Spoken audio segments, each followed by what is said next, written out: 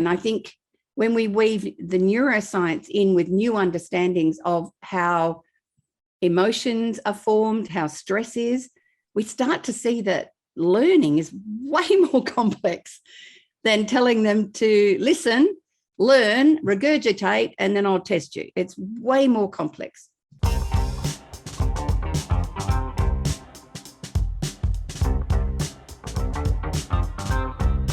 And it's working. How nice is that? You're lucky. So you're all good with your technology.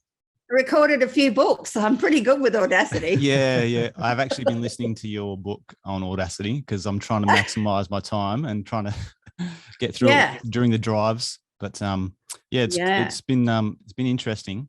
It's Which one? From Boys to Men. Yeah. Because we're an all boys school. So I've got a little secret to tell you, and that's my little brother was a Scotch boy. Oh, really? Okay. Because are you from Perth? So I used to go and barrack for the cricket team and the football team when I was at university, and he was still at school. Yeah. Oh, wow. Fantastic. Yeah, cool. He's in the same year as kind of Jeff Marsh was over at Hale. Okay. They're just nice. Bush kids from wandering. Wow. Yeah. Well, we've got some border questions for you as well later on, because I made the mistake of putting a call out to all our school community. And I know you know what would have happened, but I didn't realize what would happen. And I've got 4 pages of questions for you.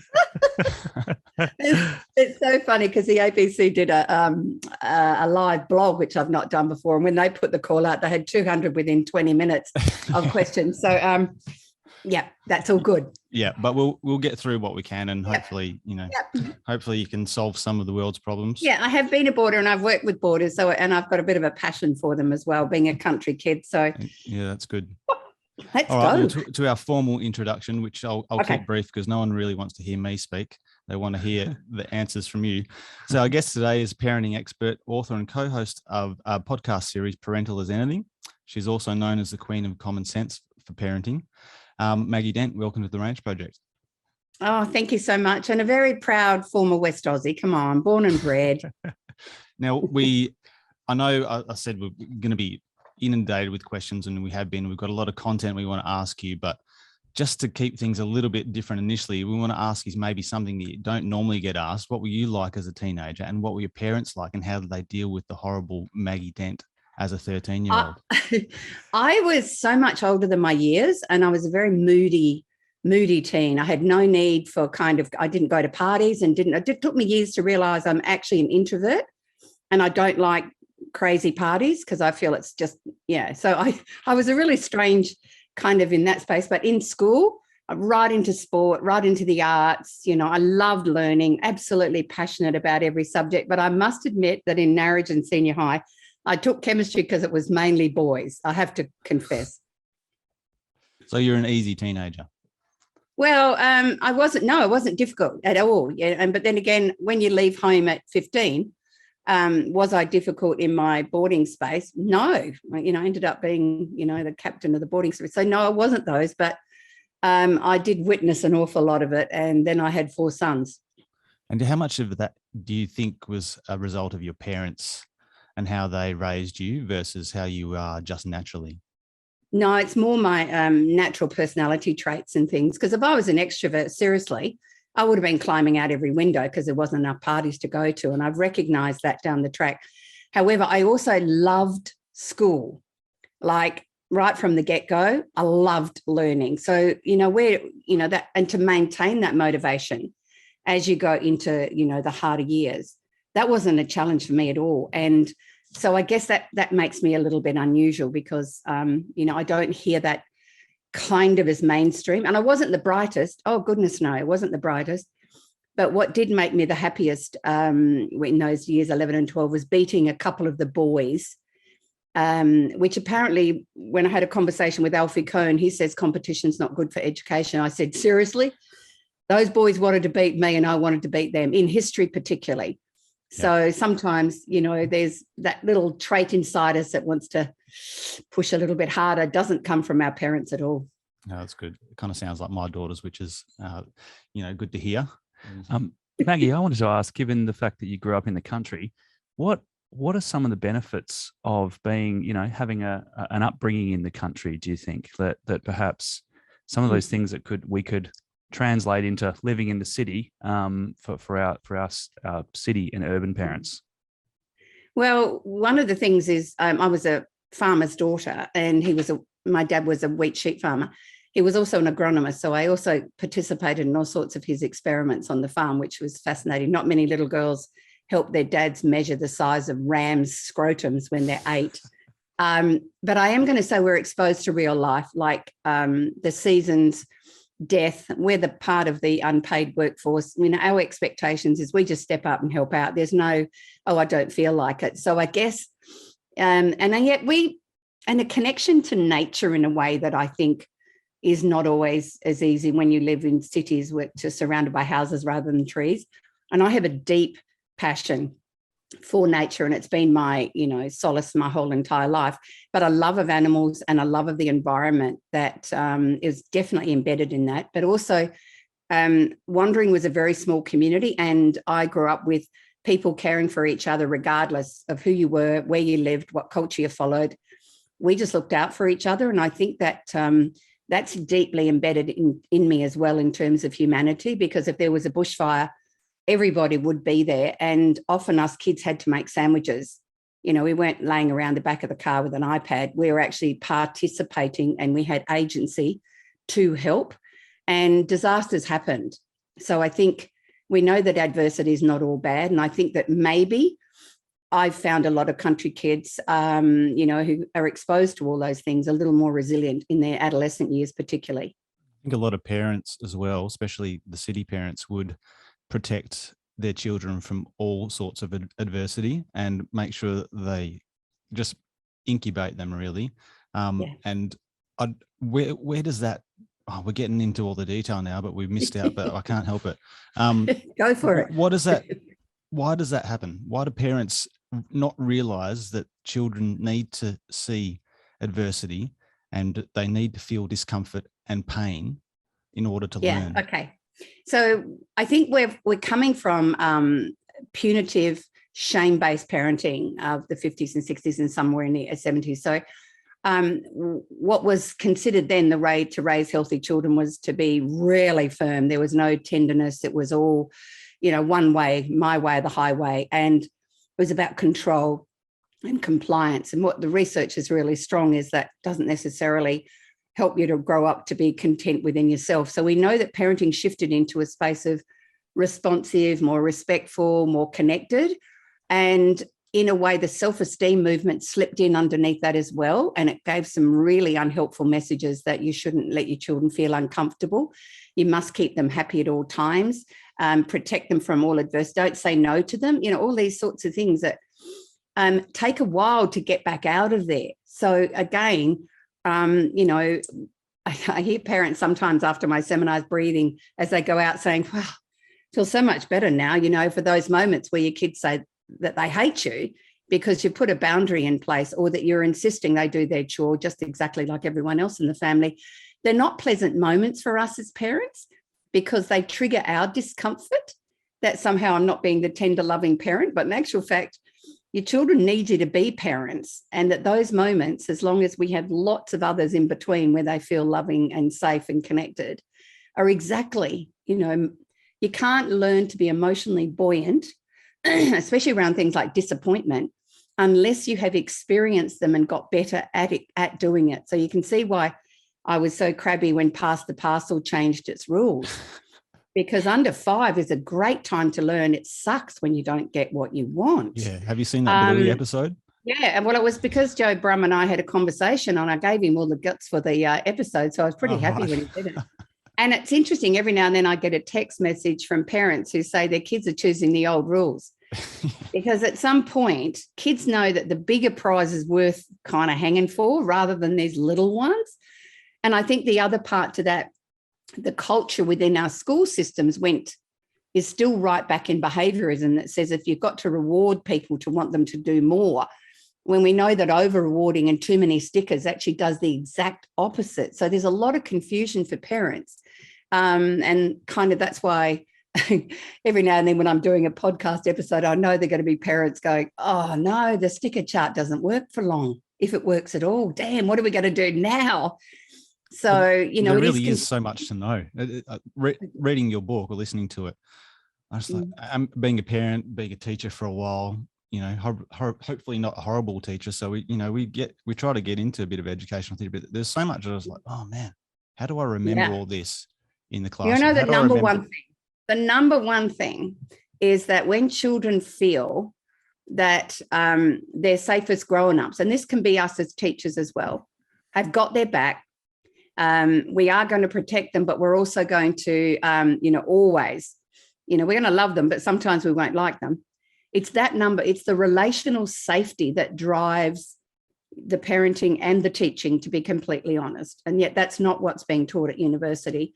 That when we create, environments that are full of stress, there's nothing but yelling, there's nothing but what you're doing wrong, it makes it really difficult for children's brains to come down into a calm space to be able to make, better choices or to do what we'd like them to do. Yeah, well, before we get too deep, let's pull back just a tad. Now, how did you get, what decisions led to your career path? And did you have a plan for that? You've been a teacher, you've been a psychologist, now okay. Speaker, author. Okay, in a nutshell, insatiable learners, not always a good thing because you're always wanting to learn. Okay. I went to university thinking I was going to do journalism or law, but I failed a politics essay in my first semester, and it actually triggered a suicide attempt because I had such a fragile sense of self, which is covering the moodiness. Lots of teens feel that there's something wrong with them after that difficult, punitive, shame-based parenting. I felt there was nothing worthwhile in my life, and I tried to end my life with a bottle of pills, and it didn't work.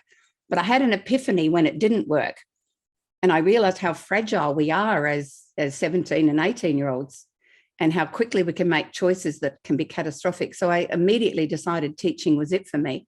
And when I stepped into that classroom in my first prac, I knew I was where I needed to be.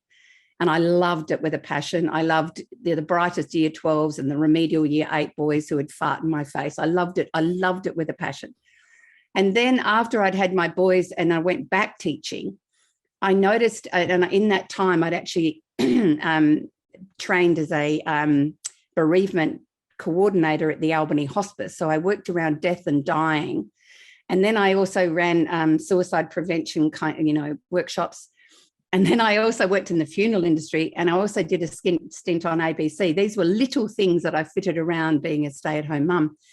What I didn't realize was all of those things are what shaped my work later, and that I used to get restless. I'd do them for about 3 or 4 years, and then I'd do something else. And then I realized as I was walking around the classroom one day, that anyone can teach kids how to write paragraphs, but not everyone can listen to a troubled teen and build hope and build connection. So I decided to do a postgrad diploma in counselling, and that's when I stepped into full-time counselling. And then I had to work with parents because obviously, you work with them in order to help a child.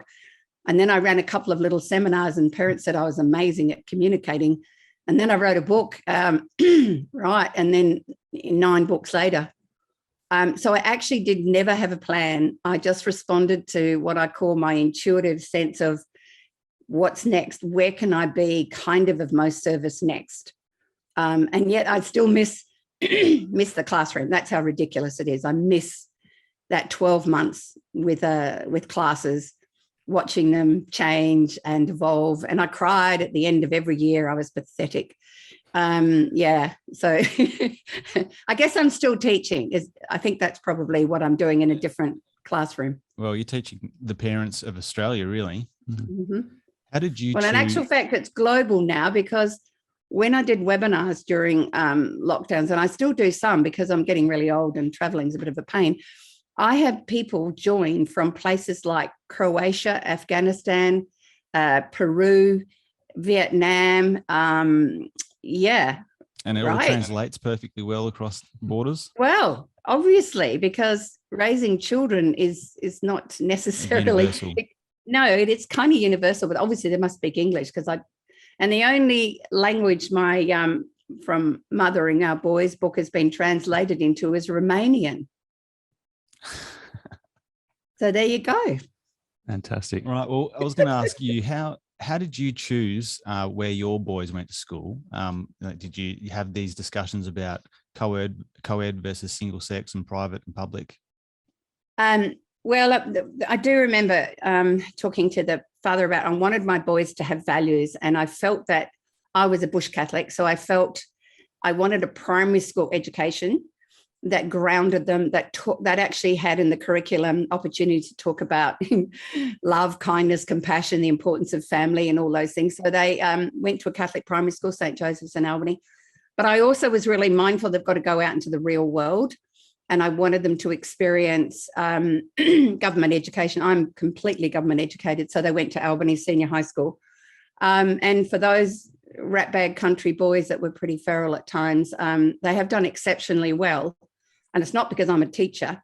I think there was just an amazingly great cluster of great teachers, that were able to give my boys what they needed in the classroom. That's the journey. So we didn't have a choice of co-ed or all boys, but I would not have sent them to an all boys school, just simply because I'm a family of girls and boys, and I think we learn from each other. And I think there are some boys' schools that do it really well, but there were some with incredibly unhelpful attitudes to patriarchy and elitism and entitlement that we've seen how a do bit you of know that in that? the news over the last couple of years, haven't we? Yeah. And I know they're really looking at it, addressing it. So how do you know that when you send your son off to that? And I must admit, put my hand on my heart and say, I do confess I threatened to send them away. But I said the food will be lousy. But wow, that's so not true, because I went to, I'm not sure, I think it might have even been Scotch. I went there one night for a dinner and it was 5-star dining. And I went home and gave the boys the bad news that actually the food's probably better than home. Yeah. What about girls? Would you say a similar thing for girls' education? Well, no, there is distinctly a difference in the research around girls. And that is that, in healthy environments, once again, girls thrived at Albany Senior High School at that time for the same reason. It was to do with school culture. It was to do with the leadership. It was to do with the quality of teachers. And so I didn't see a difference in that, but I definitely saw in all my work around Australia, there were definitely schools that weren't as healthy and giving girls as much opportunity to, there was still that conditioning. What are you doing science and maths for? So I know that, there are definitely statistically more significant advantages for our girls if they're not thriving in a co-ed situation. Can I ask, Maggie, where do you go for your information in terms of the particular sources of research when you're following where the trends are in education and parenting and psychology? Are there sort of some key places you go to get your information from? Well, the first thing I do is I'm always asking questions of those who are in it. And I have connections, obviously, through the Telephone Institute, where I'm an ambassador. My hunger also from research is I'm an avid reader. So I'm constantly reading material that often points me in the direction of where research might be going. And then, you can find stuff a lot more easily online. But I feel it is constantly, because having been a passionate educator, I just kind of know that the basic principles of learning haven't really changed. But the environment, it's a bit like parenting, the environment around raising children and education is what's changed. And that, often I find that teachers are burned out and exhausted because they have overcrowded curriculums with extremely excessive need for accountability and testing, which takes away the joy that you have to start with. And secondly, it almost discredits our professionalism that we can actually meet the needs of the students in our classrooms, because we know it's not one size fits all. So I think over the years of disillusionment, I used to name it malaise, mild level of, I won't say the word because it would be rude, but mild level of being annoyed that because I can still remember teaching where I could sink in with the social studies department so that what I do in English actually is expanded and also happens across there. And we'd be working across our, subject areas to keep this passion and enthusiasm for learning, especially because it helps those kids who aren't as capable at mainstream, metacognition and learning, that our pedagogy could be altered and we work collegiate. Now, kind of like we're all in little boxes, and that's kind of where I'm gone to. I know I've deviated, but I do have enormous concerns. So, we have similar, because the Range Project actually started because of our conversations and our work around trying to eradicate those silos and try to collaborate properly and try to find activities that aren't overly assessed, and kind of jumping to one of the main topics that we wanted to actually talk about now, which is assessment and curriculum, and why are the things you're saying that seem I can't disagree with, why are they not happening? All right, so I'll let you into a little secret that when NAPLAN was introduced, many educators and the people academics that I work with were very, very concerned, because there used to be a consultative process for any major change in education at the federal government level.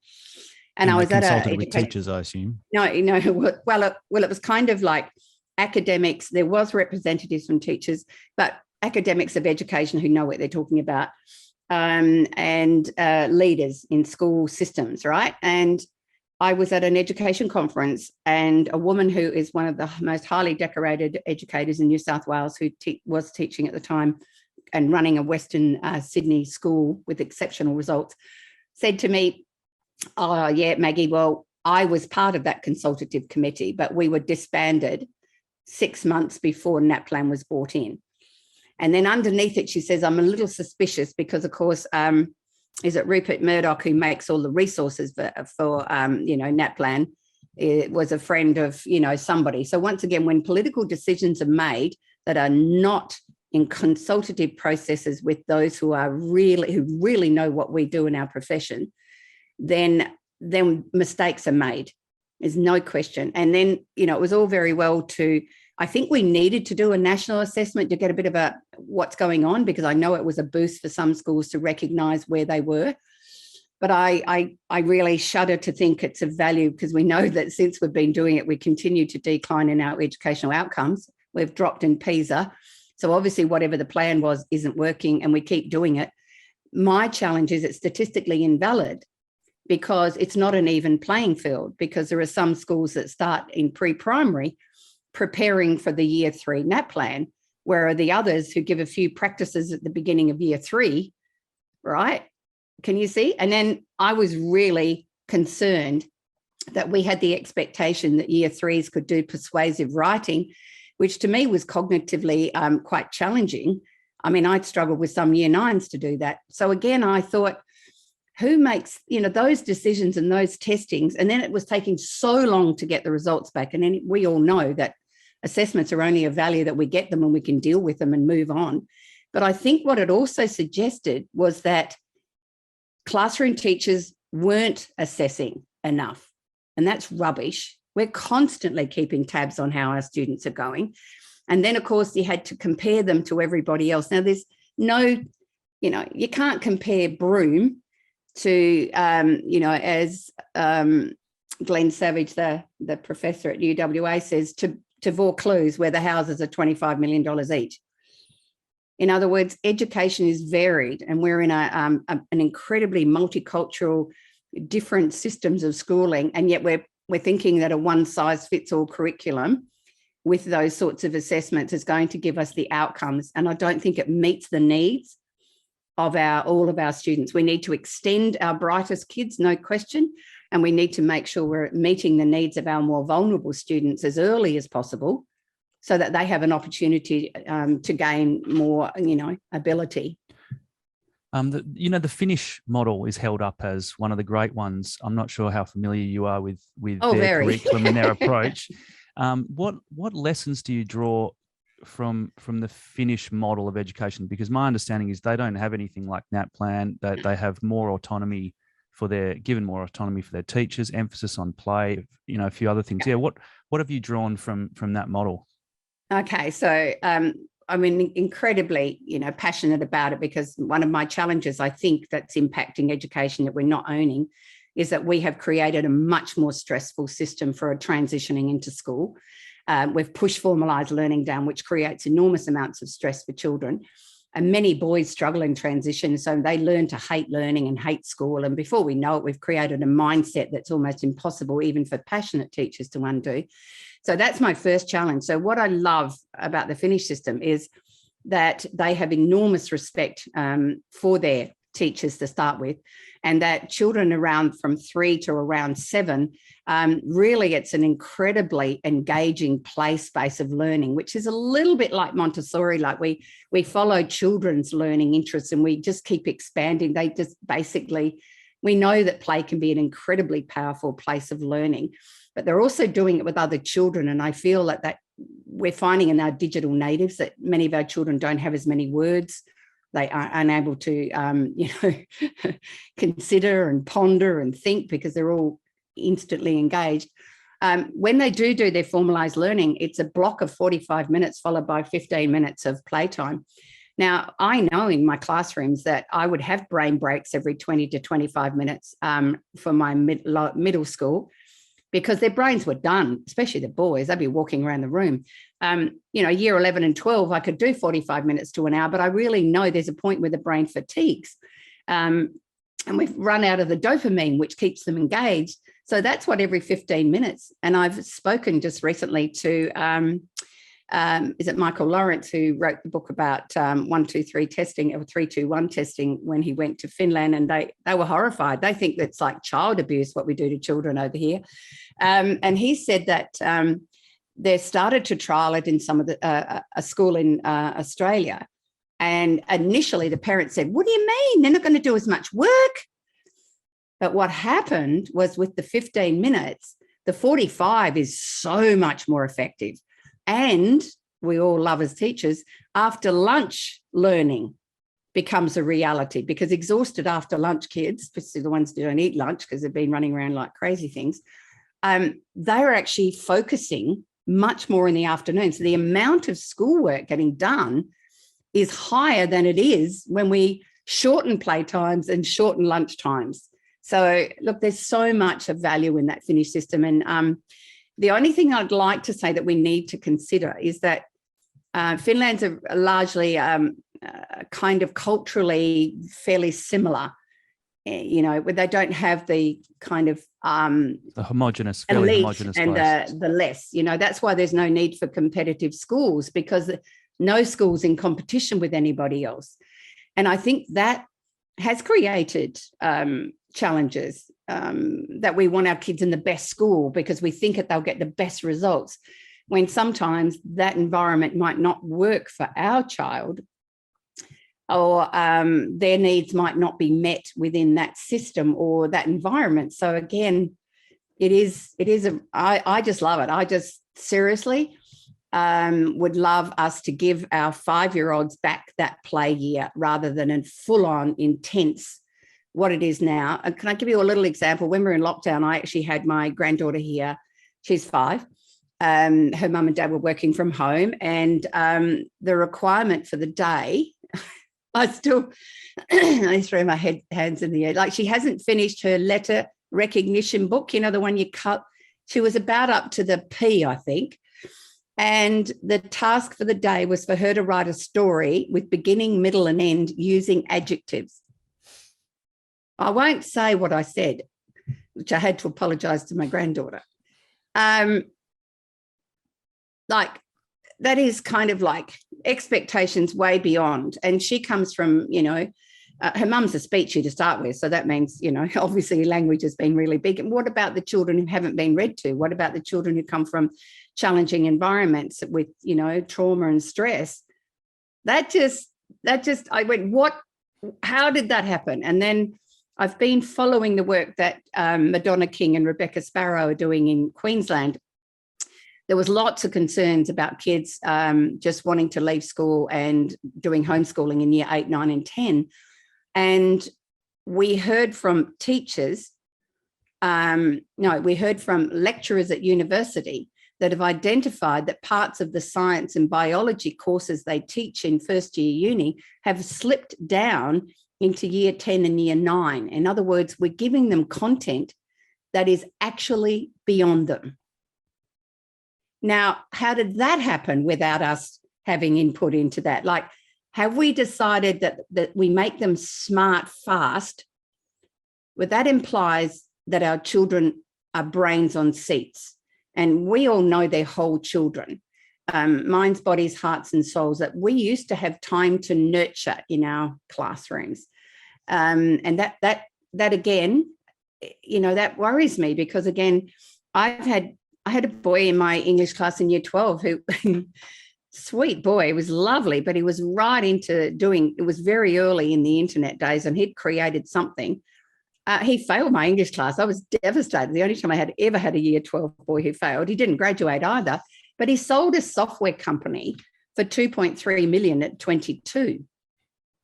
And you know what I mean? So sometimes if we keep saying that the only way you can have a meaningful, successful life is with a high marks at the end of year 12, that's not helpful. And I know that's one of the things, Scotch does as well, is you're looking at those boys who academically may not be as easy to do the academics, but we're preparing them to step out into the world to find a pathway of meaning that is about you as a man, not just about how smart your brain is at rote learning. Let's be honest, it's not all about creative thinking and problem solving. And I guess that's where I think education needs to go to. How can we go back to creating curious minds that are insatiable learners that want to problem solve and search for solutions rather than just find it at the back of a book? Does that come through autonomy? You talk about some like that unsanitized play, yeah, and creating those kind of opportunities for kids to learn. Yeah. I liked one of your examples was the parents now driving their kid to go fishing in this Yeah. one, as opposed to previously Yeah. the boys would ride 10 Yeah. kilometers, and now the parents putting the bait Yeah. on the fishing hook, all that kind of thing. Yeah, and dropping them off at the school gate. Yeah. So I was, once again, in Albany, we lived actually in towns for part of it when they were in high school, and they could walk home. I tended to like to drop them off because the boys aren't all that sharp in the morning, are they? But you know what? How you got home was up to you. And that was usually a bunch of boys would, head on home, and they would do all sorts of things, include raid people's mulberry trees when it was that season, or go down past mids and check the surf, and they'd stumble in about 5-ish. Those are engaging connections where boys or it doesn't matter whether it's girls or boys, are having conversations, where they're working on their friendships, where they explore the world, they're having some fun, they're offloading and restoring themselves after a busy day at school. When we pick them up, take them home and expect them to do homework, that brain's fatigued, and stressed brains don't learn well. And then we can have a war because they've got these expectations that, and I guess that's one of the things that shaped me as an educator was neuroscience became online while I was just in my last few years of teaching. And I followed Eric Jensen's work. I went to workshops with him. Tim Burns was doing some amazing stuff. And all of a sudden I kept finding these glimmers of key information that I could come back and teach my students about why they have foggy moments when they're dehydrated in the brain, why good food's good for your brain, why movement helps, why walking to school will get you in a better state for school than getting dropped off. And they started going, why didn't someone tell me that? I said, well, we actually didn't know. We didn't know that when I was at uni. And I think when we weave the neuroscience in with new understandings of how emotions are formed, how stress is, we start to see that learning is way more complex than telling them to listen, learn, regurgitate, and then I'll test you. It's way more complex. So much to unpack there. I want to talk about dopamine at some point as well, and addiction, technology, and that kind of thing. But there was, just before we do, you were talking about structure and leaving some time for creativity. And you only really talked about how we should do that at home, but do you think schools have a responsibility to allow for a little bit of unstructured time? Because everything's so structured. I think most teachers are entirely wired to create structure, to scaffold, to organize sport and organize the training. And where do we have a responsibility as teachers as well to actually create a little bit of time for no structure?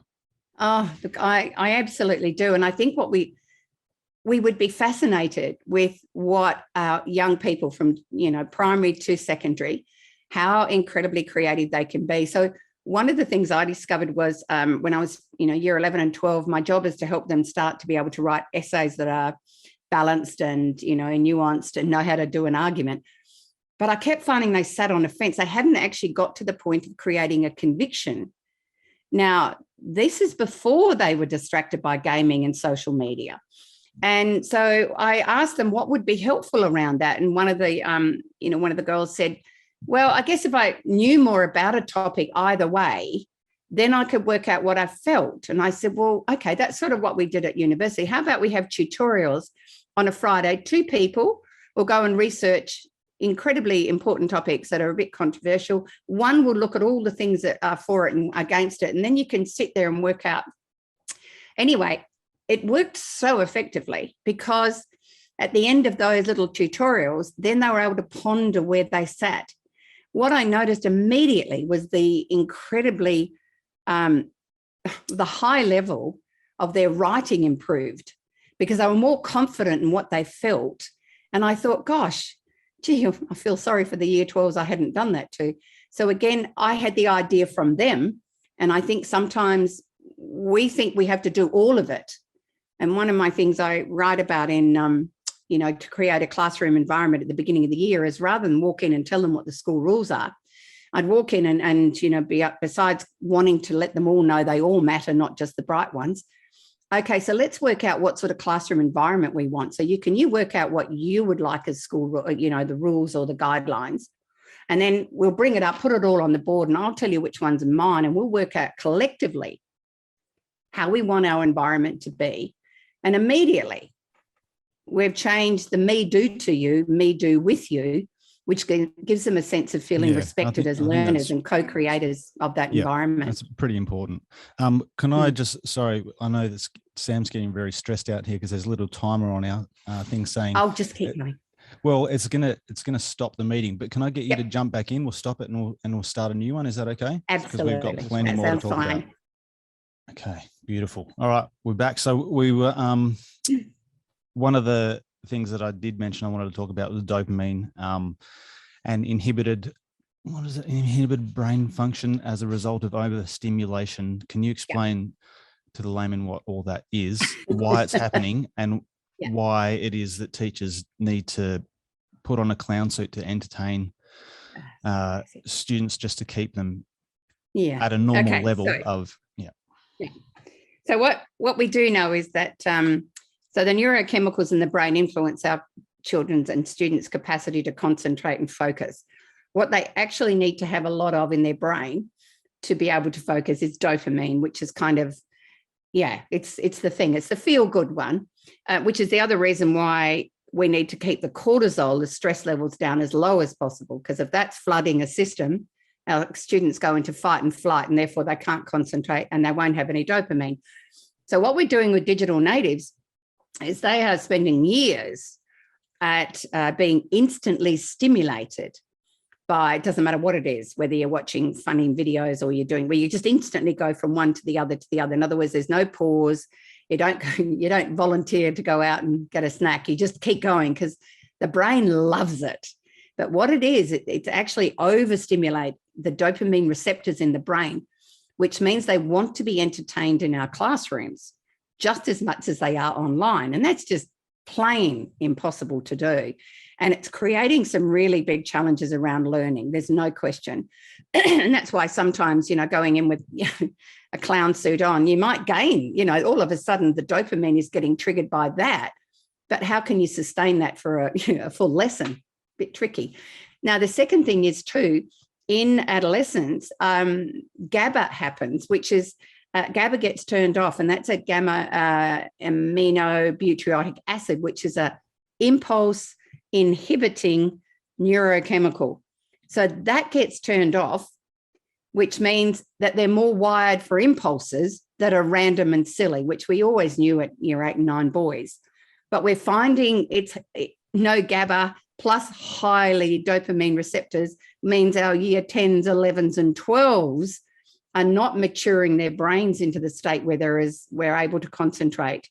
And they'd much prefer to be gaming or watching anything else that's risky and distracting because it triggers more dopamine, which is another reason why boys are watching more pornography for the same thing, sadly. And there's one other thing that iMinds, Mari Swingle, she's a neuroscientist who works with young people, has discovered that it's also delaying the growth of the prefrontal lobe. So in other words, the thickening of the white myelin is being delayed by the excessive use of being in stimulating environments online. So that is another worry, that they're not as mature at year 10, 11, and 12 as they used to be.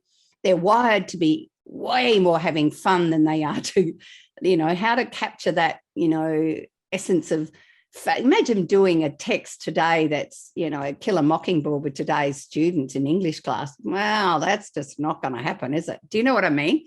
So it's creating a different environment. And I'm concerned that that is impacting their ability to do as well as possibly they would have in a different space 20 years ago. Maggie, does television have a similar impact as the screens, the iPad? In obviously, I imagine it's much less, but I'm just wondering if it has some impact on that. No, this is good news for parents. I keep saying, if you need some space with your littles, just stick them in front of Bluey or stick them in front of a high quality children's program with no advertising. And it's also a distance away. The screen is a distance away. So we know that the closer it is to the eyes, that's impacting the overstimulation because it's really close. We also know that children and even teens watching TV, they're often on their phone, aren't they? That's hilarious. I don't know how they do that, but we know that TV doesn't do the same thing. And also, isn't it the anticipation of like with TikTok, the anticipation of different things coming up next every 7 seconds? I remember we went on a family holiday to Japan. It was like the highlight of our life. It was amazing skiing. And there was another family there, and their boy was on. This was the first time I'd come across TikTok.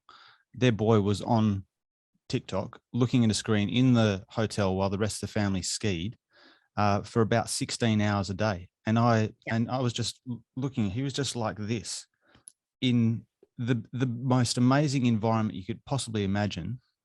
Yeah. And this was more important to him. Yeah. And that's an addiction, right? And this is one of the podcasts I do on Parental as Anything is with Brad Marshall, and Brad works in this space.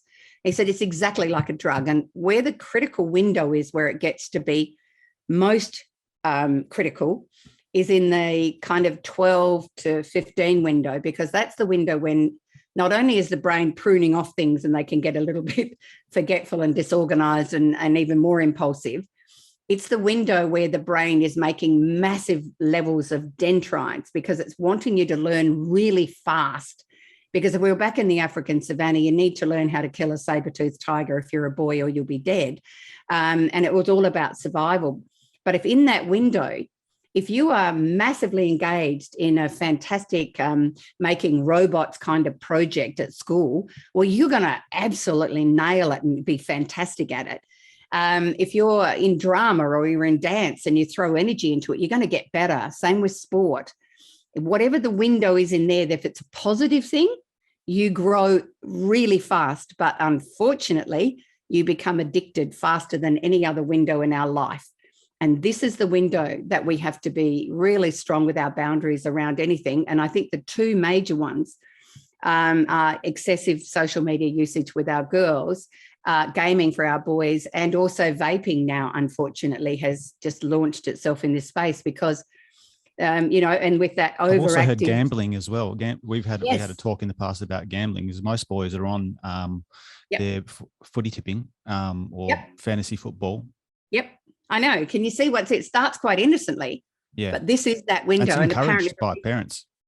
I know, right? And at the end of the day, these addictions are far harder to undo than ones that form over 16, right? And that's a really important thing to keep in mind. So Maggie, on the gaming one for our boys here at Scotch, because I know a lot of our boys here love their games and play their games, particularly around that age you're talking about. What do you say to the parents whose boys, come to them and say, well, this is part of my social world. If I don't get to participate in this world at home, playing a multiplayer kind of games, you're robbing me of my chance to be with my social group. What do you say to them? Okay, so first there's a 10-step agreement I have for teenage boys around game, online activities, and that is that they have to do certain things in order to be able to have that privilege. It is not a right. Now, that privilege means you maintain your school grades, you don't waste lots of money with buying extra skins and things, that you get to bed at a decent time and you are getting good sleep, that you get your chores done, that you're also physically out in the real world a few times a week catching up with for your physical health as well as your social health. So all of these things if those things are happening, then, I will allow you to do it. Because that means that you've got to get your work done. And I would every now and then check in with your, year coordinator or whatever to double check grades are maintained. That means they're navigating it in a healthy enough way and they're exactly right. They need that sort of interaction.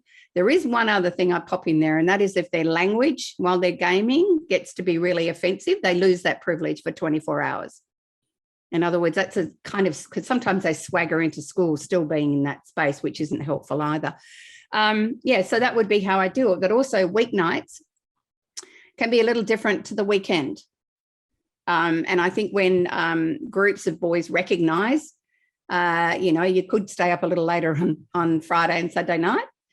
You negotiate that with your parents. But at the end of the day, they just cannot, because I know of parents who've suddenly found there's a blue light coming under their son's door at 3 a.m.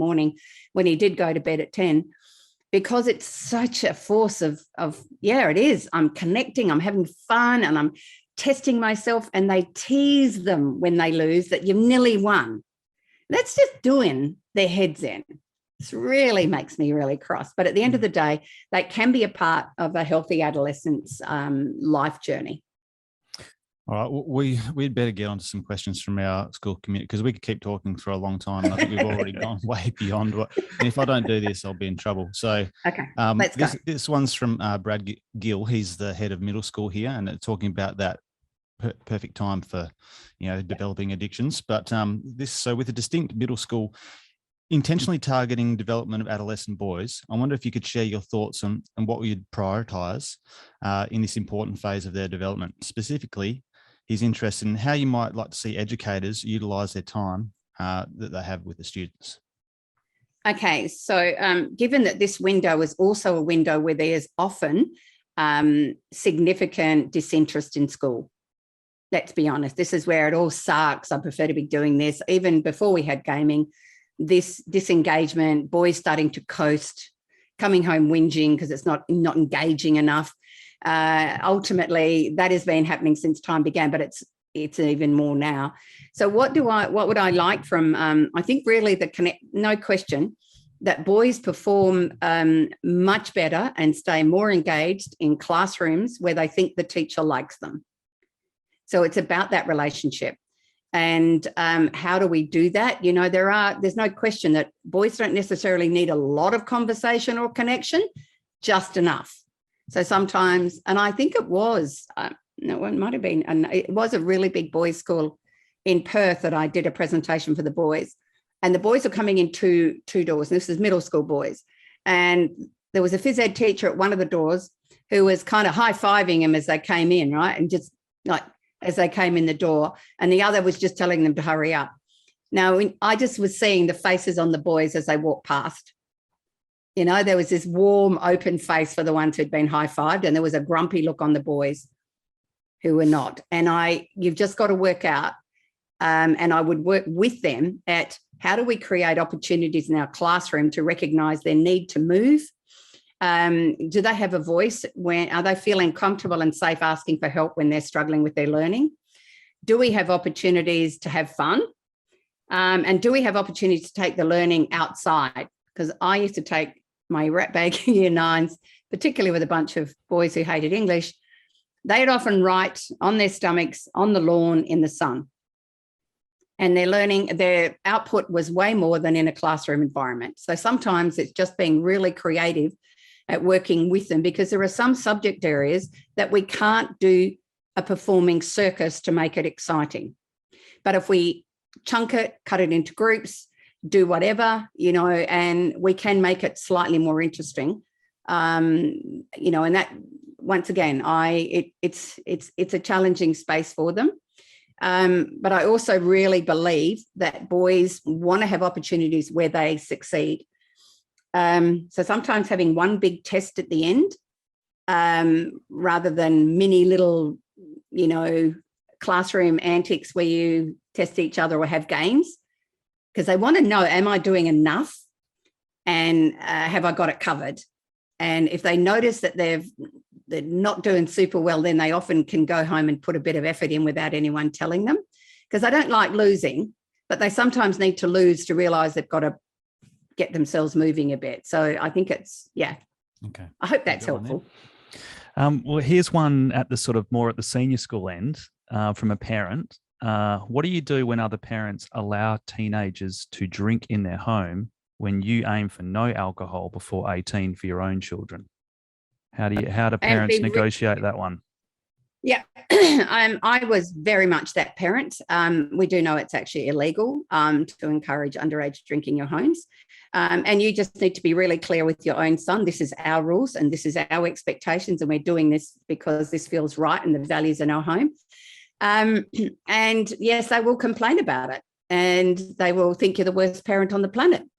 And I would stick my ground. At the end of the day, you don't need alcohol to have fun. And one of the things that I did with my boys, we had a den, the Dent den downstairs.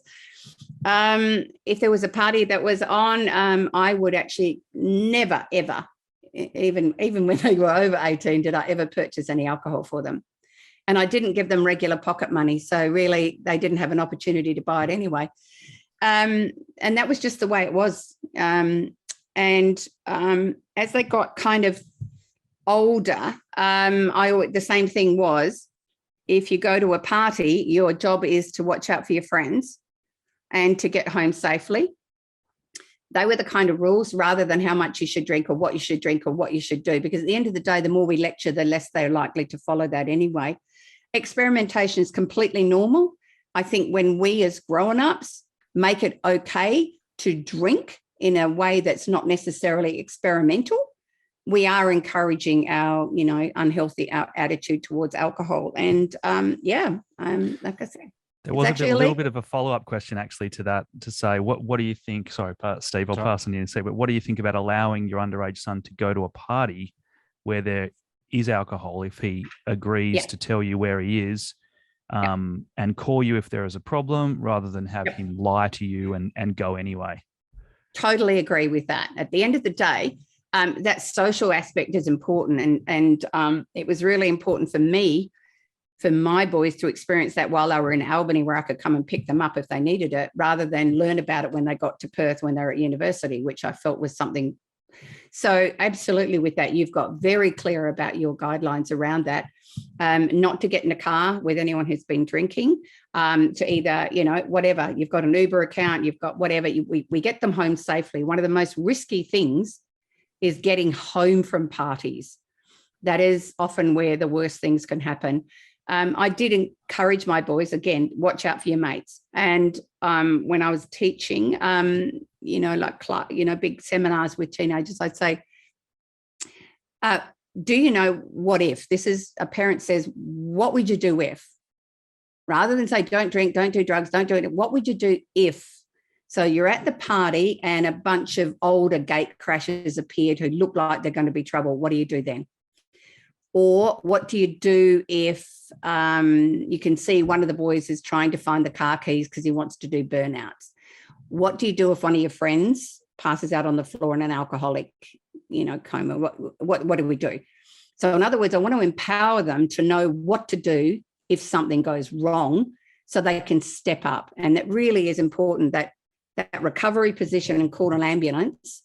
I taught that for a number of years, and I continually get messages of young people at university who experienced exactly that, who called the paramedic, and the paramedic said, "Who called us? Because I just need to let you know he had 2 minutes and he was going to be dead." So when we empower them to know what to do, and we kind of give them the sense of trust, they're going to get it right sometimes and not other times. But I want them to feel comfortable about calling when they're really worried. That's the biggie. No lecture. We just come gather you. We'll sort it out tomorrow. And if they vomit in your car, they've got to clean it out, not you. I don't know how we survived sometimes. I think I had no idea on that. And I think the kind of things that would happen at parties when someone was in that stupid, they just draw on their face. That was, and yes, take photos or whatever it is. I know, right? I can't believe the seriousness of it in hindsight. Anyway, we've got to move on. I really like this one because I can kind of see the pain through this one. This is one of the school mums. What's a good approach when an older brother is heading into puberty and his younger sibling feels like his favorite person is drifting away, fighting, squabbling, arguing? How do you support both through this transition, or do you just hope and pray that one day they'll be besties again? Oh, look, it is heartbreaking. Heck, I had it happen with 4 boys. The older boy does absolutely want to pull away from not only his younger brother, but also his parents at some level. And it's a biological drive that we do need to respect because they want more privacy. I guess, knowing it's a normal thing, we'd explain that to the younger boy as well. And then I think the key is there still something that those boys have done together as younger before all this happened that was seriously fun? So for me, it was just we'd go for an extra surf with all the brothers. So if they have a good surf with their brothers, then that grumpiness soothes for a couple of days. Do you know what I mean? We've got to find what is it that they could do together occasionally that remembers that bond, because it doesn't last forever. And in actual fact, at some point, when the other boy starts going into puberty, he'll turn to his older brother sometimes to ask questions if that bond was there early enough. So again, it's a difficult thing. It's a normal reality, but for them to know that it's not planned and intentional, that it can feel a bit lousy at times. That's just normalizing it all. You could explain the reasons as well, but pretty sure they'll glaze over. Yeah. What do you think about, Maggie, about parents having, designated one-on-one time and how much of that is necessary with each child? Especially, I imagine you know this very well with 4 boys all together, and sometimes you just need some time one-on-one. How often did you try to build that into because I imagine that's very difficult with 4 kids. How do you build that in? Look, there's no question, and I've said that from the get-go with all children, from as young as possible. One-on-one time is that we honour and respect is like it's such a cup filler in terms of connection. And I was kind of lucky that my boys all liked playing basketball. So I was a tragic basketball coach and player.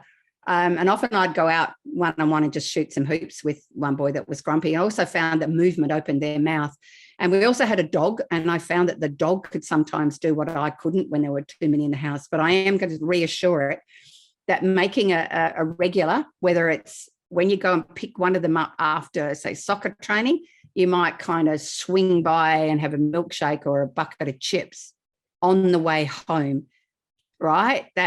That's the one. It might only be 5 or 10 minutes. Another one of mine just liked hanging around the kitchen when I was cooking, usually eating everything I was cooking. But that was his place of one-on-one. And so you've got to work out what works for your son or your daughter, and please, whatever, one-on-ones. Dads, you need to do it as well. It's not just a job that mum needs to do. And whatever you do, don't interrogate a boy when you've got one-on-one time. Just hang out, preferably something that he would like to do. And it would be great if all boys like to go fishing and hang out, with their grandfather or their uncle or their dad. But they don't all nowadays. But you might also need to jump on and hang out with some Minecraft with them, or you might need to, like we've just got to join them where they are, not just leave them shut up in a bedroom thinking they're going to be, that they won't miss us. Usually with boys, food's definitely an important part of that.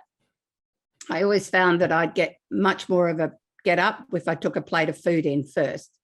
Something we do. I was listening to one of your podcasts this morning on the way in, talking about what was the question? Just trying to engage a girl to come and eat as a family meal. Yeah. And I was thinking one of the things that we do, because we were talking about Japan before, we love Japan, and I bought a teppanyaki. I think I got it for my birthday, teppanyaki set. So we all actually just cook at the same time, and my kids love food as well. So that's a really good time for us. Yeah, and I don't know that Pokemon's a thing anymore, but that was a great way that I know a lot of teenage boys connected with their dad in a weird way, because dad was a bit of a, whatever dad's interest. If it's footy, then you're off to the footy. If it's soccer, you're off to the soccer. You want to play golf, it's off to golf. But some boys like music. So if you're not into music, maybe then it's mum that takes you to a free show or, live music or something like that. So again, we've got to work it out, and it's so important, because even though that you think they don't want you around, they still do. And it's, why I wrote that piece towards the end of From Boys to Men. You have to keep hold on the other end of the rope. No matter how much you think it's not worth it, they don't want you, you just got to keep hanging on, because they absolutely still need to know that you've got their back, and that you love them no matter what happens in this bumpy ride. You aren't giving up on them. Do you have a bit of time for a couple more parent questions? Yep. Is that okay? We've got to get to the quick fire and quick fires as well. We always have some quick fire questions at the end. So this is another mum. I'd like to ask Maggie how to manage and respond to my boys' behaviour when they're frustrated, especially when their immediate response is physical aggression or violence, and that potentially comes from getting angry and frustrated after playing video games. How do you calm them down after playing video games? Okay, so one of the key things to remember that when males, particularly teenage boys with a heightened level of emotion, when they get fired up, the brain fires up, the limbic brain, the next center in the body, in the brain that fires up is the body. So whereas females, it's the word center. So their emotions go straight into the body, which means they need some physical way of discharging, which is why so often you'll see hitting, shoving, punching walls, kicking stuff, throwing things. It's totally spontaneous in the body. I need to get rid of this horrible cortisol. I would get a punching bag outside in the fresh air that they can, when they're really aggro, and even after a day that they lousy day at school, or I failed my maths test. Just let them get it out somehow. Totally, whether it's running, jumping, some boys do it on the trampoline, but we need to know that it's a really big thing that it just builds up and it explodes out of the body, that we need when they're in a calm space to help them work out what is a way I can do that without hurting myself or others or the world around me. It's a really, really powerful thing. And because emotions surge so high in puberty, it's scary. I had a boy come into my English class, sat down, and 10 minutes later just kicked the chair back, threw the desk over and punched the brick wall and walked out of the classroom. He ended up breaking 2 knuckles. And when I kind of got some water for him and sat with him outside, I said, "What's going on, mate?" And he said, "Failed my maths test." So it took like 15 minutes before it exploded. And he's a really, really nice guy. Really never seen anything like that. But that test was a biggie in his world. So rather than punish him, we need to just let him feel that right now, because now he feels really lousy about himself. He feels stupid. And he's even more angry at himself now. So the last thing they need now is more punishment. All right. This is one from one of our pre-kindy parents. My 3.5-year-old, sensitive, gentle, quiet little boy, big heart, loves life, is inquisitive, inventive, and very content in his little world. So far, he hasn't really shown a lot of interest or desire to play with other kids or run around the playground playing together with toys, etc. He's more content to do his own thing and interact with adults in his life. What are some ways I can help or encourage my son to start playing with others? Okay, so when our littles arrive, we never know what temperament they're going to have.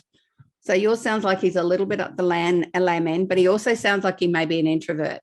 So introverted children fill up their energy spending time with themselves, and that gradually he will get better at mixing around others. But in actual fact, playing with other children is a bit like why I never went to those parties as a teenager. That exhausts me. Whereas my own time is what fills me up. So as long as he's in those spaces, I'm sure he's going to some form of childcare as well. He will just, as long as he's happy and he's content, that's what you want. And gradually over time, sort of over 3, if we're at 4 to 4.5, there's a bit of a shift in their brain growth where they start to recognize that there are others around them. But don't stress. You've got a happy boy. Happy boy means everything's all right in his world, and that gradually he's going to build those skills. Probably the only 2 things I'd say that may help is he's probably safest in his home environment. Do you have any cousins? Do you have any friends who've got children around the same age who can come over for plays in your garden? So he's actually around kids he's very familiar with in a very familiar environment, because they often take more of a little risk when they feel really safe with people they know the best. And other than that, just, when you do identify that there's someone that they're really happy to be around. And for a lot of little boys in that space, I've noticed it's actually they're better when it's a girl that plays with them, because they're less physical and they're less likely to jump on them and wrestle them. They're more likely to talk to them and guide them and kind of be like a little mother. So they're just some options that you might like to try. Okay. We'll have one more parent one, and then we'll get on to some quick fire ones from Miss Rooster. So this one's it's not really a question here yet, but I assume I'll make up the question. There's a comment on boarders' connection with parents, and I know you being a boarder might have some comments on this. So I assume the question is, how do you maintain that relationship as a boarder? We're a big boarding school as well. How do you do it? All right. The very first thing I need to say is that the first time boarders, when boys are struggling with homesickness, it's actually incorrectly labeled. It should be grief, because boys go through an incredibly powerful grieving process. They don't just miss home. They miss mum's cooking. They miss the dog. They miss their bedroom. They miss what familiar life they have. And it really causes them to feel really lousy and vulnerable. And if we're not allowing that to be recognized for what it is, we can then create a really stressful space that boy can often not only run away, but hurt others, because his vulnerability gets channeled into aggression, because we've taught boys that they shouldn't be vulnerable. So really be mindful around that's a transition period. I tend to find that most of the best boarding houses now have a kind of mothery kind of figure who gets that. Okay, so how do we keep connected? Again, there is an optimal level of connection. So if you have a rooster who's ready to conquer the world, he probably doesn't want a text from mum every day, right? He probably doesn't really, he'll whatever. But if you've got a more sensitive boy, he might just, like you to check in how he's doing after school some days, or maybe at bedtime or whatever, and be prepared for him to, in that very early, so if it's an early one, it's okay for you to cry too, mum. He needs to know that you miss him, and I think it's one of those things that we think, oh no, that's going to upset him more. Let's be honest about our emotions. So you've got to work out a way. So some of the things, I think we go back to traditional things, that we still have Australia Post. Every now and then a random funny card in the actual post, or a little box full of yummies. Not too often. Secondly, are you able to get there? We know that some parents only live a few hours away. Are you able to get there on those weekends that you can to watch his sport or to see something? It's great. You don't have to be there every weekend. And then sit down one time when he's home on his school holidays and have a chat with him about how he might, have we got this? Have we got this connection? We miss you like mad. Have we got it right? Are you happy with how much we are? Don't just assume you've got it right. And I just want to put one more cautionary one out there. Be really mindful of your son when he comes home for holidays, how he talks about the boarding experience. Because I have worked with some boys that were getting bullied really badly by older boys, and they were getting punched just under the sleeve where no one could see it. And of course, they were frozen into silence because, I don't know what to do with this. And it wasn't until one of these boys took their shirt off when they went swimming that an auntie figure saw it and asked about it, and it all came out.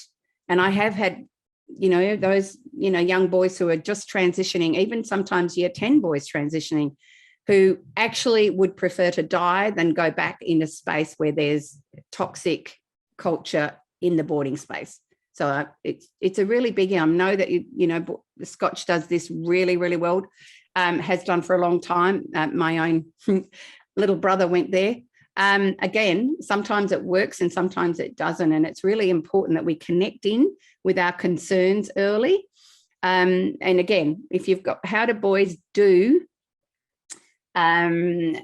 create safety in a space where they come home after school again?